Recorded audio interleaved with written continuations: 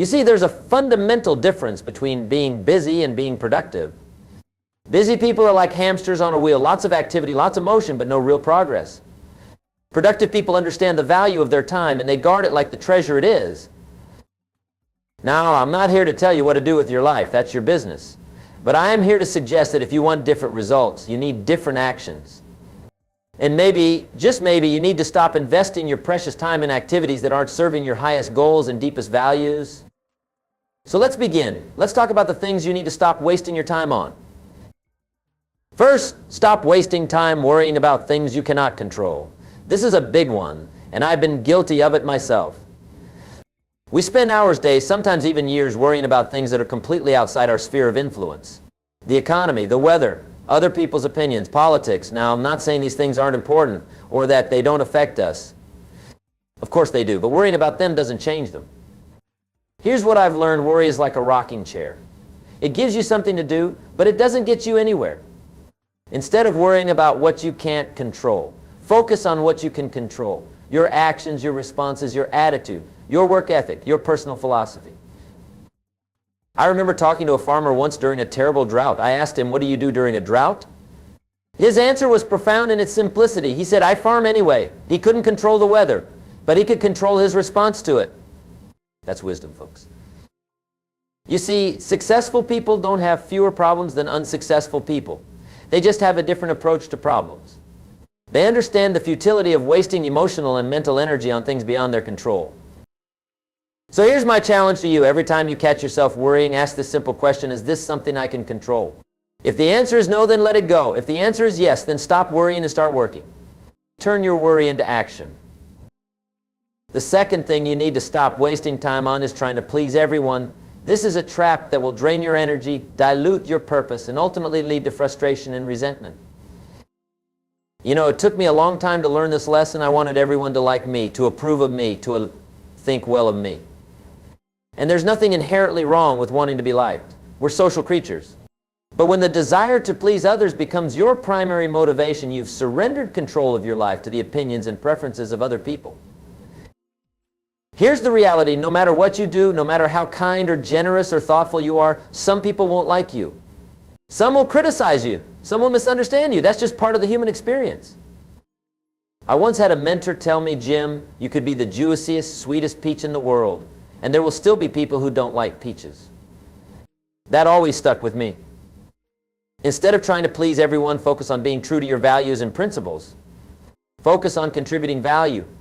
Focus on growth and progress. The right people, those who resonate with who you really are, will be drawn to you. And those who aren't, well, that's okay too. Remember, every moment you spend trying to win the approval of someone who isn't invested in your success is a moment you could have spent building that success. It's a poor trade, my friends. A poor trade indeed. The third thing to stop wasting time on is comparing yourself to others. In our hyper-connected world, comparison has become almost reflexive. We scroll through social media and instantly begin measuring our lives against the carefully highlights of others. Let me tell you something important. Comparison is not just the thief of joy, it's the thief of time. It's the thief of focus, it's the thief of authentic achievement. Your journey is uniquely yours. Your starting point, your resources, your challenges, your talents, they belong to you and you alone. Comparing yourself to someone else is like comparing apples to submarines. It just doesn't make sense. Now, I'm not saying you shouldn't have role models or mentors. Of course you should. Learning from those who have achieved what you aspire to is wise. But there's a difference between learning from someone and comparing yourself to them. When you compare, you focus on the gap, what you lack, what you haven't achieved, what's missing. When you learn, you focus on the path, the steps, the strategies, the mindset that will take you where you want to go. I remember when I was starting out as a speaker, if I had compared myself to the great orators of the time, I might have given up before I began. Instead, I focused on developing my own voice, my own message, my own way of connecting with an audience. I focused on getting a little better each day, and over time, those small improvements accumulated into something significant.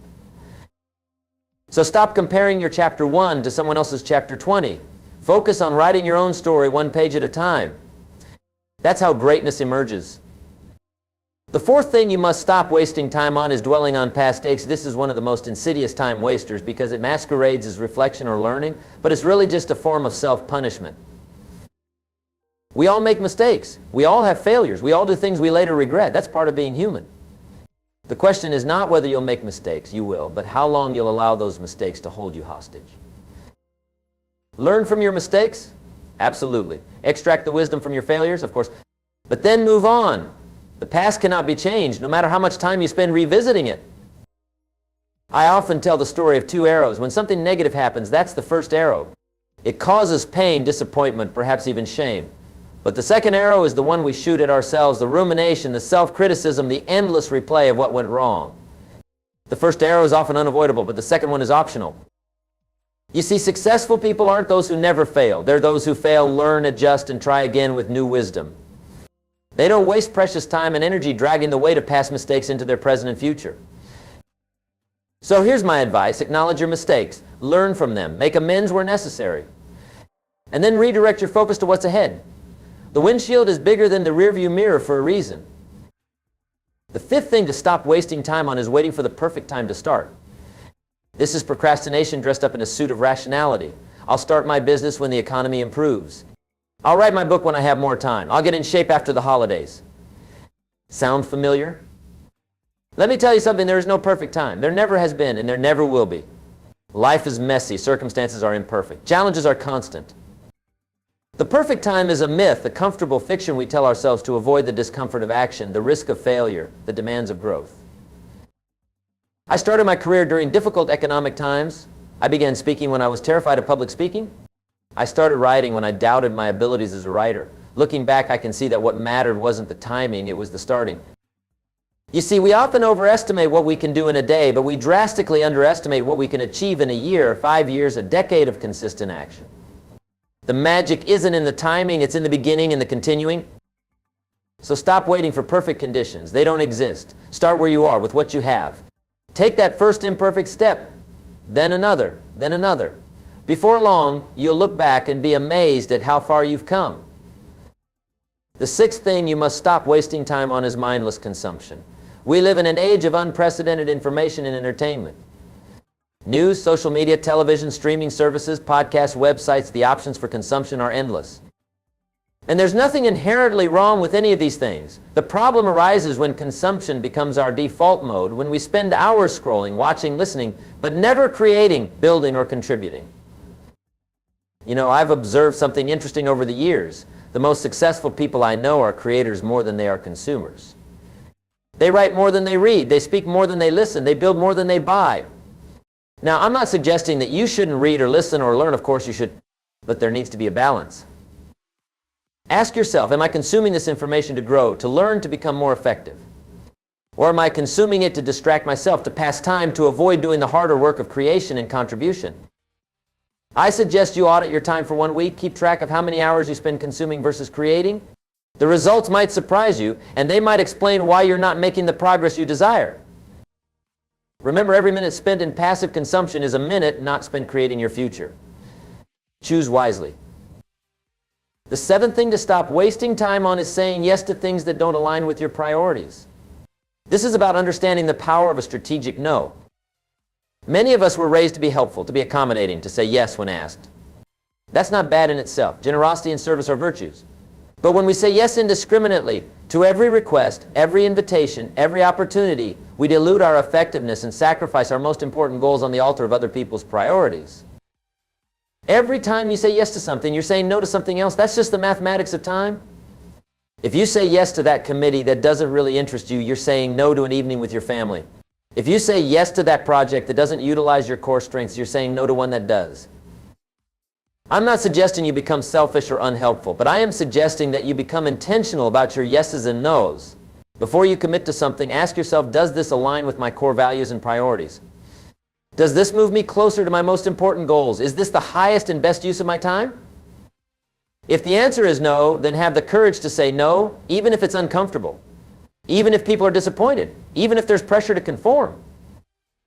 You see, a life of meaning and impact isn't built by saying yes to everything It's built by saying yes to the right things, those activities, relationships, and commitments that resonate with your deepest values and highest aspirations. The 8th thing you need to stop wasting time on is the search for shortcuts. Our culture loves shortcuts. Diet pills promising results without exercise. Get-rich-quick schemes promising wealth without work. Courses promising mastery without practice. Let me save you some time. Most shortcuts lead to dead ends. Success in any meaningful endeavor requires time, effort, focus, and persistence. It requires showing up day after day, especially when you don't feel like it. It requires doing the unglamorous work that nobody sees, but everybody benefits from. I remember talking to a young man who was frustrated with his lack of progress in business. He jumped from opportunity to opportunity, strategy, always looking for the secret that would unlock rapid success. When I asked him how long he'd stuck with any single approach, his answer was revealing: never more than a few months. I told him what I'll tell you: the secret to success is that there is no secret. It's consistent application of fundamental principles over time. It's doing the right things day after day, even when they don't yield immediate results. The oak tree doesn't grow to magnificent heights overnight. It grows through seasons of sun and rain, wind and calm. But it grows steadily, persistently, and one day it stands as a testament to the power of consistent growth over time. So stop looking for shortcuts and start embracing the journey. The journey, with all its challenges and lessons and growth, is where true success is forged. The 9th thing to stop wasting time on is toxic relationships. This one can be difficult to discuss because relationships are complex, nuanced, and deeply personal.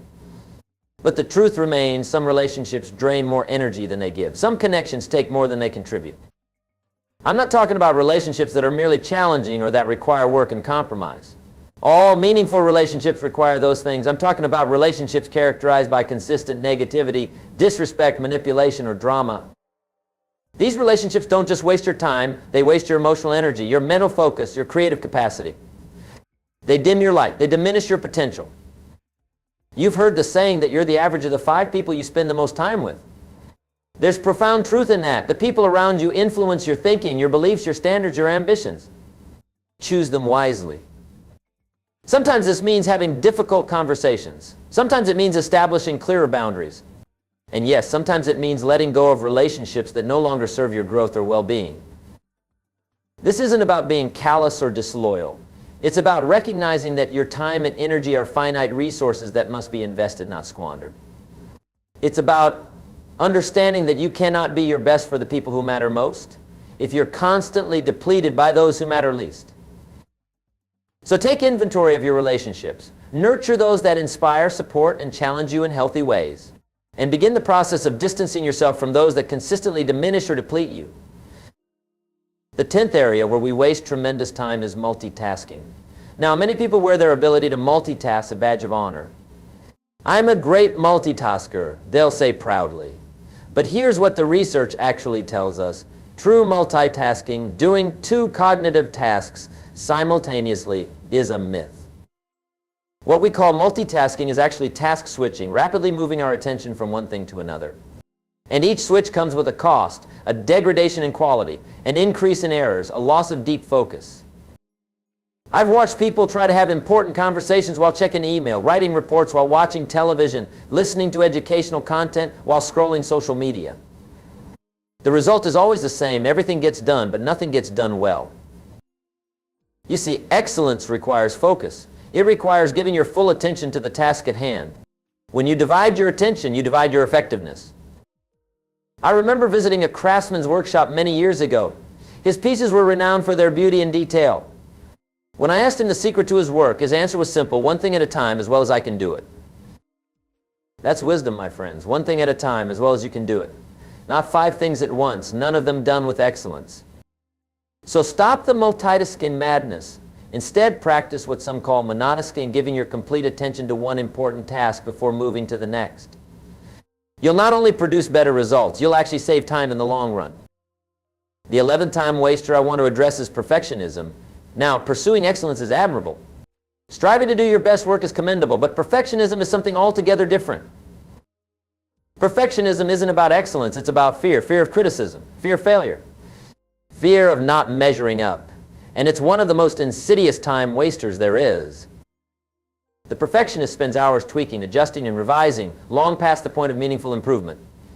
They delay launching businesses, sharing ideas, and completing projects because it's not quite ready yet. They miss deadlines and opportunities in pursuit of a flawless result that often exists only in their imagination. But here's the truth: done is better than perfect.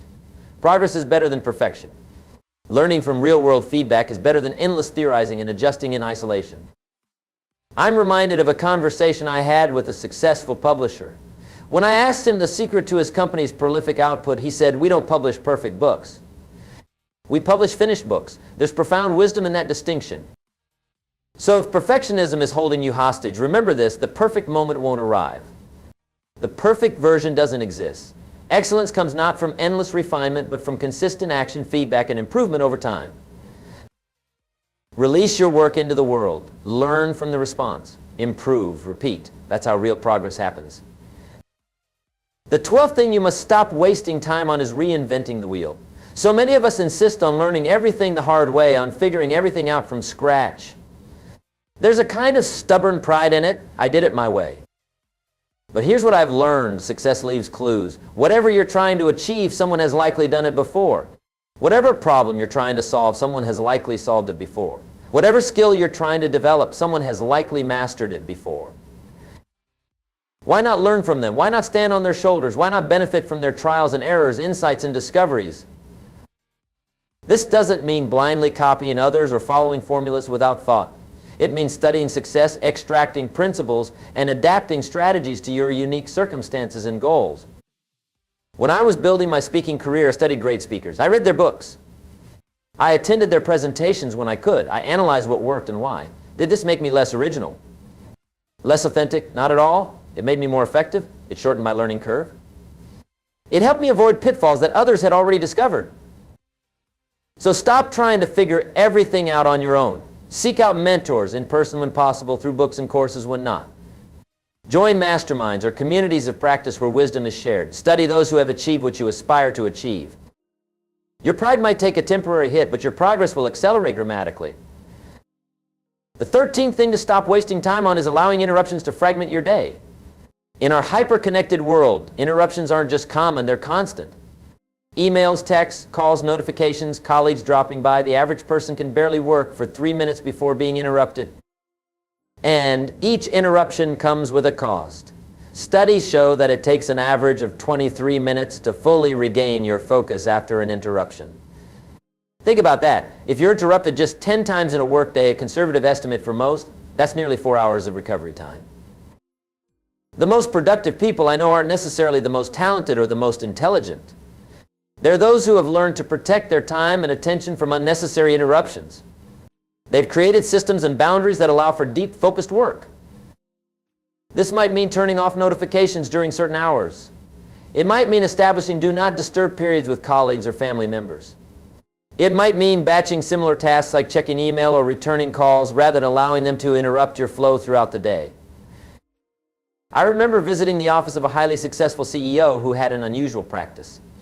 His assistant would hold all calls, emails, and visitors during the first 2 hours of his workday. When I asked why, he explained those 2 hours of uninterrupted focus are worth more than the other 6 hours combined. That's the power of protected time. That's the value of working without fragmentation. So take control of your environment. Create conditions that support focus rather than undermining it. Your productivity and your sense of accomplishment will soar. The 14th time waster that holds so many people back is overthinking. Analysis is valuable. Careful consideration is wise, but overthinking, turning a decision or situation over and over in your mind long after it's productive to do so, is a thief of time and energy. Overthinking creates problems that weren't there originally. It magnifies obstacles. It paralyzes action, and perhaps most insidiously, it creates the illusion of progress. After all, you're thinking about the situation, aren't you? You're giving it serious consideration. But thinking without conclusion, without decision, without action is just spinning wheels. I've known brilliant people who never reached their potential because they got stuck in analysis paralysis. I've seen promising entrepreneurs who couldn't launch their businesses because they kept finding one more thing to research, one more scenario to consider, one more option to evaluate. Here's what I've learned. Perfect clarity is rare. Complete certainty is rarer still. At some point, you must make the best decision you can with the information you have, then adjust as you go. The most successful people I know aren't those who make perfect decisions. They're those who make timely decisions, learn quickly from the results, and adjust accordingly. They understand that real clarity often comes from action, not endless contemplation. So when you find yourself overthinking, ask, do I have enough information to make a reasonable decision? If yes, then decide and act. If no, then determine specifically what information you need, gather it efficiently, then decide and act. Break the overthinking cycle. Replace it with decisive action followed by attentive learning. The 15th area where time is tragically wasted is postponing joy and fulfillment to some distant future. I'll be happy when I get the promotion. I'll enjoy life after I make my first million. I'll spend time with my family once this project is over. This is one of the greatest deceptions we fall for, the idea that fulfillment is something that happens later after we've achieved certain goals or acquired certain possessions. But here's what I've observed. People who defer happiness rarely find it, because there's always another goal, another acquisition, another achievement on the horizon. The finish line keeps moving. Don't misunderstand me. Goals are essential. Achievement is valuable. Working toward a better future is wise. But not at the expense of appreciating and engaging with the present. The truth is, life doesn't happen someday. Life happens today, right now, in this moment. And if you're constantly sacrificing the present on the altar of the future, you're missing the very thing you're working for. I remember speaking with an elderly gentleman who had achieved tremendous financial success but had sacrificed his health and relationships in the process. His words stay with me. I spent my life stepping over dollars to pick up dimes. What a profound metaphor. He had pursued financial wealth, the dimes, while stepping over the real treasures of life, health, relationships, experiences, meaning, the dollars. So by all means, work hard. Pursue ambitious goals. Build for the future. But not at the expense of living and appreciating today. Find joy in the journey, not just the destination. Practice gratitude for what is, even as you work toward what could be. Because time is passing, whether you're enjoying it or not. Days are ticking by, whether you're present for them or not. Life is happening, whether you're participating fully or not. The 16th thing you need to stop wasting time on is holding on to possessions that no longer serve you. This might seem trivial compared to some of the other time wasters we've discussed, but it's far more significant than many realize. Physical clutter creates mental clutter. The stuff we accumulate in our homes, our offices, our digital spaces demands our time and attention. It needs to be maintained, organized, cleaned, stored, upgraded, updated, eventually disposed of. And much of this stuff doesn't add commensurate value to our lives. It doesn't make us happier or more effective. Often it does just the opposite, creating stress, reducing focus, and consuming time that could be invested elsewhere. I'm not advocating for extreme minimalism. I'm suggesting intentionality about your possessions. What do you really need? What truly enhances your life? What brings genuine joy or facilitates meaningful work? I've found that the most successful people I know tend to be judicious about what they allow into their spaces and their lives. They understand that saying yes to a possession means saying yes to the time and energy it will require. So take inventory. What possessions are taking more than they're giving? What could you let go of to create more space, physical and mental, in your life? Remember, simplicity isn't about having less, it's about making room for more of what matters. The 17th time waster I urge you to eliminate is engaging in unnecessary conflict and drama. Some disagreements are worth having. Some principles are worth defending. Some relationships require difficult conversations to grow deeper. But so much of the conflict in our lives is unnecessary, born of pride, misunderstanding, or simply the habit of contentiousness. We argue points that don't matter. We engage in office politics that serve no purpose. We get drawn into others' disputes where we have no constructive role to play. Each of these conflicts exacts a heavy toll. They consume time. They drain emotional energy. They damage relationships. They divert focus from what truly matters. I've noticed that the most effective people I know aren't those who avoid all conflict. They're those who choose their battles wisely. They ask, is this issue important enough to warrant the time and energy a conflict will require? Is engaging likely to produce a positive outcome? Or am I just being drawn into drama that serves no constructive purpose? If the issue doesn't align with your values, if engagement won't lead to positive change, if the entire situation feels like a distraction from your core priorities, have the wisdom to walk away. Redirect that precious time and energy to endeavors that matter more. The 18th time waster that traps so many is the failure to delegate. Many of us operate with the belief that to ensure something is done right, we must do it ourselves. This belief keeps us stuck in tasks that others could do, prevents us from focusing on our highest value activities, and ultimately limits our impact and growth. I'm not talking just about delegation in a professional context, though that's important too. I'm talking about delegation in all areas of life, asking for help, outsourcing tasks, collaborating, distributing responsibilities. Think about it. Every hour you spend doing something someone else could do is an hour you can't spend doing what only you can do. Every minute invested in tasks below your highest level of contribution is a minute not invested in activities that would create the most value.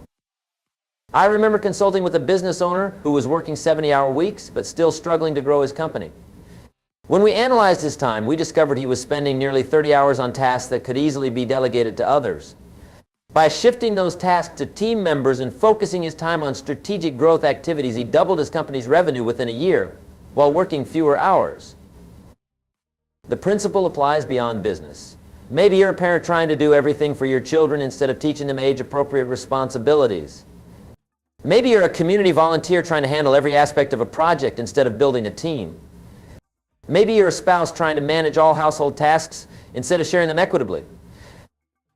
In each case, the failure to delegate not only consumes your time, but also prevents others from growing, contributing, and developing their own capabilities.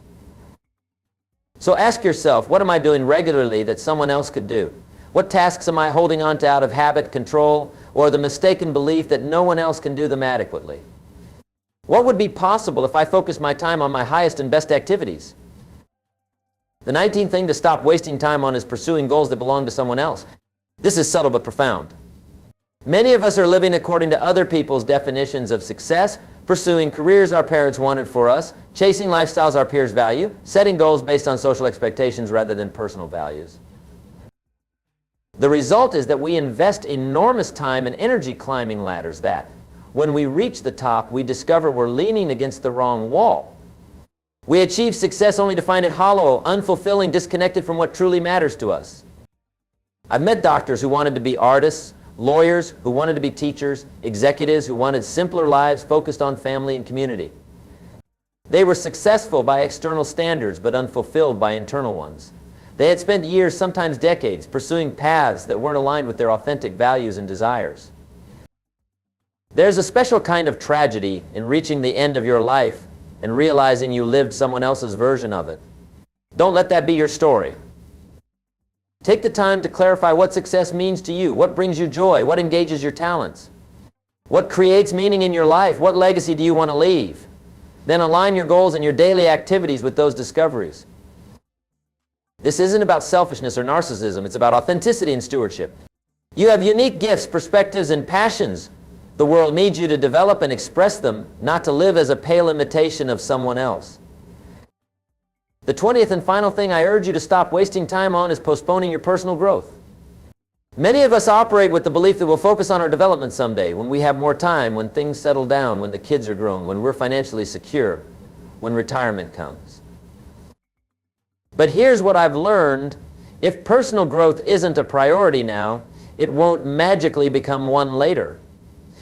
There will always be demands, distractions, and responsibilities competing for your time. There will always be reasons to put your development on the back burner.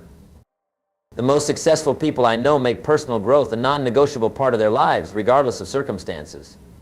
They read. They learn new skills. They seek feedback. They reflect on their experiences. They surround themselves with people who challenge and inspire them. They understand that growth isn't a luxury, it's a necessity. It's the difference between thriving and merely surviving in our rapidly changing world. So don't wait for the perfect conditions to invest in yourself. Make it a daily practice. Set aside time, even if it's just 30 minutes for reading, learning, reflecting, practicing. Guard this time zealously. Because here's the truth. The best investment you can make isn't in the stock market or real estate or precious metals. It's in yourself, in your knowledge, your skills, your character, your wisdom. That investment will pay dividends in every area of your life for the rest of your life. Now, as we draw this time together to a close, I want to leave you with this thought. Time will pass whether you use it well or waste it. Days will turn into weeks, weeks into months, months into years. The only question is what you'll have to show for that passing time. Will you have growth, achievement, meaningful relationships, contention, impact? Or will you have regrets over wasted opportunities, squandered talents, and unfulfilled potential? The choice is yours. It's always been yours. You can continue as you have been, spending time on the things we've discussed, the worry, the people-pleasing, the comparison, the perfectionism, the distractions. Or you can make a decision today, right now, to invest your precious hours in activities that align with your highest values and most important goals. Remember, time is the great equalizer. We all have the same amount each day. The difference lies in how we use it. So let me ask you, how will you use yours? What will you stop wasting time on starting today? What meaningful activities will you invest in instead? Because when you stop wasting time on the things that don't matter, you create space for the things that do. When you eliminate the unnecessary, you make room for the essential. When you say no to distraction, you say yes to purpose. And that, my friends, is how you create a life of extraordinary achievement, fulfillment, and impact. Thank you for your time today. Make it count, all of it, every day, starting now.